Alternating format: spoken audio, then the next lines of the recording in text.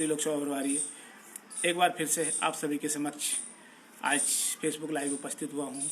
क्यों ना हो, आज हमारे देश में जो सरकार है, सरकार अपनी मनमानी करती हुए आज जो कृषि संशोधन विधेयक लेकर आई है, जो बिल पास किया है, उससे कहीं ना कहीं आज हमारे देश के अन्नदाता किसान भाइयों को परेशानी उठाना पड़ रही है। और आगे उनका जो आने वाला फ्यूचर है वो भी कहीं ना कहीं व्यापारियों के हाथों में चला जाएगा। उसके लिए आज हमारे देश में किसान भाइयों ने भारत बंद का आह्वान किया है और उस आह्वान के बंद के समर्थन में हमारी अखिल भारतीय परिवार पार्टी किसानों के साथ कंधे से कंधे मिलाकर खड़ी है। और आज हम भी कहीं ना कहीं उनके इस समर्थन को फेसबुक लाइव आकर हमारे साथियों सभी देशवासियों से आह्वान करते हैं कि वो किसानों का इस जो नीति बनाई गई है उसे बंद करने के लिए, इस काला कानून को हटाने के लिए हमारे किसान भाइयों का साथ दें, हमारे अन्नदाता का साथ दें। ऐसी मैं सभी से रिक्वेस्ट करता हूं, निवेदन करता हूं। आज हमारे जो किसान भाइयों हैं उनके लिए मैं 4 मांगों हमारी सरकार से करना चाहता हूं। वो 4 मांगे इस प्रकार है। एमएसपी मिनिमम सपोर्ट प्राइस जो कि एक किसान भाई को कम से कम इस कीमत पर तो उसकी फसल की खरीदी होना चाहिए, जो कि हमारी सरकार कहीं ना कहीं इसे बदलना चाहती है, जिसे हमारे देश में पहले से ही लागू किया जाना चाहिए और इसे कहीं ना कहीं इसको बंद नहीं किया जाना चाहिए। इससे कम की खरीदी पर हमारी किसानों की फसल नहीं खरीदी होना चाहिए, जिससे कि किसानों को नुकसान होता है। ऐसे ही हम बात करते हैं समर्थन मूल्य की मांग, जो कि काफ़ी समय से चली आ रही है साथियों। और देखते हैं ये समर्थन मूल्य की मांग में कहीं ना कहीं समस्याएं हैं और इसके लिए एक आयोग बनाया गया था, जिसका मैं आपको ध्यान दिलाना चाहूँगा। स्वामीनाथन आयोग की जो सिफारिशें हैं वो सारे हमारे किसान भाइयों के लिए ही बनाई गई है। मैं चाहता हूँ कि स्वामीनाथन आयोग की जो सिफारिशें हैं उनको सरकार मांगे और उसके अनुसार ही देश में कृषि पॉलिसी बनाई जाए, जिससे हमारे किसान भाइयों को उसका फ़ायदा मिल सके। और आज हम देखें, आज जो भी व्यापारी भाई हैं, जो बड़े बड़े बिजनेसमैन हैं, उनका ग्रोथ हो रही है, लेकिन जो हमारे देश का किसान भाई है, 70% किसान परिवार हैं जो आज उसी लेवल में हैं। अगर हम कुछ 20% लोगों को छोड़ दें तो उसमें से भी 70% किसान भाई आज अपने खेतिहर मजदूर हैं, मजदूर हैं, किसान भाई हैं, जो आज इस समस्या से ग्रसित हैं, जिन्हें सरकार कहीं ना कहीं आज चोट पहुंचाई है, उससे उनको धक्का लगा है।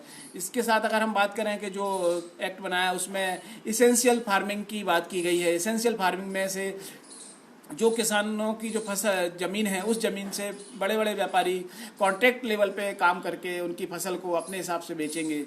तो हमारी ये मांग है कि उस इसेंशियल फार्मिंग में जो कॉन्ट्रैक्ट फार्मिंग की जो बात की गई है इस नीति में, उसमें से 20% जो फसल है वो किसान भाइयों के पास रहना चाहिए। क्योंकि अगर वो फसल 20% किसान भाइयों के पास रहेगी तो अपने घर का गुजारा करने के लिए उन्हें व्यापारियों पर डिपेंड नहीं होना पड़ेगा, निर्भर नहीं होना पड़ेगा। क्योंकि अगर ऐसा होता है और अगर किसान भाइयों की पूरी फसल का अधिकार उन उद्योगपतियों का हो जाएगा, पूंजीपतियों का हो जाएगा, तो कहीं ना कहीं वो किसान दर दर भटकने के लिए मजबूर हो जाएगा। वो उन पर पूरा डिपेंड हो जाएगा और उनके बिना उनका काम नहीं चलेगा और उस फसल को वो व्यापारी भाई अपनी मर्जी के हिसाब से बेच पाएंगे। तो हमारी सरकार से निवेदन है कि उस फसल में से, कॉन्ट्रैक्ट फसल में से 20% फसल कम से कम उस किसान भाई की हो जिसकी वो ज़मीन कॉन्ट्रैक्ट से ली जा रही है।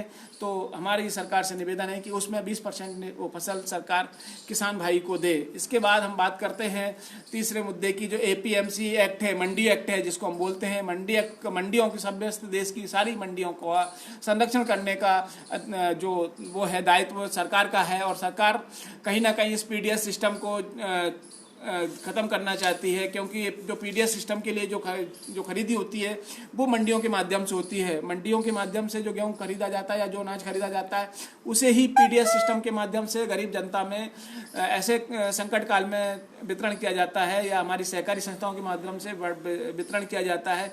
जब हमारे किसान भाई मंडियों में बेचने फसल आते हैं तो उनको टैक्स देना पड़ता है, सरकार का ऐसा कहना है। और वो अगर बाहर बेचेंगे तो मंडी में फसल नहीं बेचेंगे और बाहर व्यापारियों को फसल बेचेंगे तो उन्हें टैक्स नहीं देना होगा। अगर उन्हें टैक्स नहीं देना होगा तो ऑब्वियसली कोई भी व्यक्ति नहीं चाहेगा कि मुझे टैक्स देना पड़े, और वो टैक्स के माध्यम से टैक्स बचाने के लिए सारी फसल बाहर बेचेंगे। और मंडियों में जब फसल ही नहीं जाएगी तो सरकार ये कहकर उसको प्राइवेटाइजेशन कर देगी, निजीकरण कर देगी कि हमारी मंडियों में कोई किसान बेचने नहीं आ रहा है। क्या ये सरकार चाहती है कि उनकी जो फसल है व्यापारियों से खरीदे? तो उसका सीधा फायदा दिखता है कि वो व्यापारियों को फायदा जाएगा। इसके साथ ही इसमें जो एसेंशियल कानून बनाया गया है, एसेंशियल फार्मिंग की बात की गई है, उसमें से दाल चावल गेहूं तिलहन आलू प्याज जो हमारी रोजमर्रा की चीजें हैं उसे उसमें से हटा दिया गया है।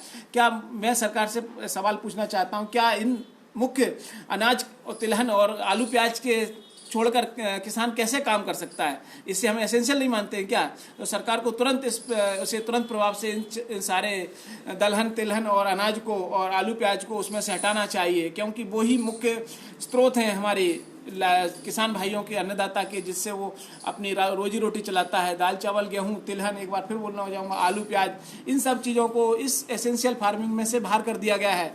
तो क्या साथियों आप बताइए, क्या ये सही है? क्या ये सरकार सही कर रही है? सरकार अभी देखा जाए तो कोरोना के टाइम में ये सारी चीज़ें ऐसे लेके आ गई है जिससे कि सब लोग कोरोना में पड़े हुए हैं, कोरोना के चक्कर में फंसे हुए हैं, और सरकार इधर धड़ाधड़ अपने बिल पेश करे जा रही है। ऐसे ही इन्होंने एक बिल पेश किया था उद्योग नीति के ऊपर, जिसमें कि ये बताया गया था कि जो इंडस्ट्री हैं वो 100 से ऊपर, अब जो 100 कर्मचारी जिसमें रहते थे उन कर्मचारियों को छोड़कर वो बाहर कर सकती थी, लेकिन अभी उसकी दायरा बढ़ा दिया गया, उसमें 300 कर्मचारी कर दिए गए कि 300 कर्मचारियों की जो कंपनी है वो भी अपनी उनको बाहर कर सकती है, कर्मचारियों को बिना कोई नोटिस के, बिना कोई सरकारी कार्यक्रम सरकारी बाध्यता के बाहर कर सकती है। तो कहीं ना कहीं इससे हमारे कर्मचारी भाइयोयों को भी तकलीफ हुई होगी, जो आगे चल के हमें देखने को मिलेगी। वैसे ही हमारे देश में बेरोजगारी पूरे वर्ल्ड में सबसे ज़्यादा है। आज हमारी GDP -23.9% है, और फिर सरकार ऐसे कदम क्यों उठा रही है जिससे कि हमारी देश की जनता और बदहाली के उसमें गिरती नजर आ रही है। मैं ये सरकार से अनुरोध करूंगा, मैं मोदी जी से ये आह्वान करता हूं कि वो इस तरीके के कानूनों को ज़रा सोच और समझ के और अपनी पूरी पारदर्शिता से रख के बनाएं, जिससे कि हमारे देश में हमारे किसान भाइयों की खुशहाली लौट सके और उन्हें कहीं भटकना नहीं पड़े। आज हमारा किसान भाई पहले ही ऊपर जो अपनी प्रकृति की मार से पहले ही मर रहा है। आज हम देखें तो हमारे देश में पानी के कारण सोयाबीन की फसल नष्ट हो गई है, फिर और किसानों को उसके उचित दाम नहीं मिल रहे हैं। तो ऐसी घटनाएं, प्राकृतिक आपदा हमारे पास पहले ही बनी रहती हैं, फिर भी सरकार उसको MSP को माइनस करना, समर्थन मूल्य को कम करना और एसेंशियल फार्मिंग जैसी बातें लेके आ रही है, FMC एक्ट को बदलाव ला रही है। तो कहीं ना कहीं ये सब चीज़ें तकलीफ वाली हैं। तो मैं ये चाहता हूँ साथियों, हमें बढ़कर हिस्सा लेना होगा हमारे।